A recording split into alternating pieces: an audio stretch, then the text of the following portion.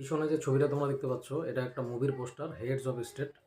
যে তিনজন ক্যারেক্টারে আছে, প্রথমে বাদিকে যেটা আছে জন সিনা, যে ডাব্লিউডাব্লিউইর সঙ্গে যুক্ত। তারপরে মিডিলে আছে ইদ্রিস আলভা, এর সিনেমা আমার খুব ভালো লাগে, এ হচ্ছে হলিউড অ্যাক্টর।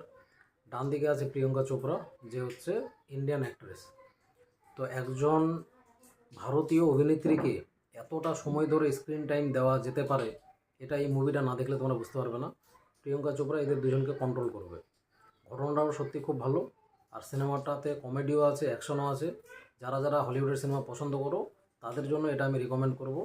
বিশেষ করে এটা দেখার জন্য যে একজন ইন্ডিয়ান অভিনেত্রীকে এতটা স্ক্রিন টাইম দেওয়া হয়েছে মুভিটাতে, এটা সত্যি অবাক করার মতো।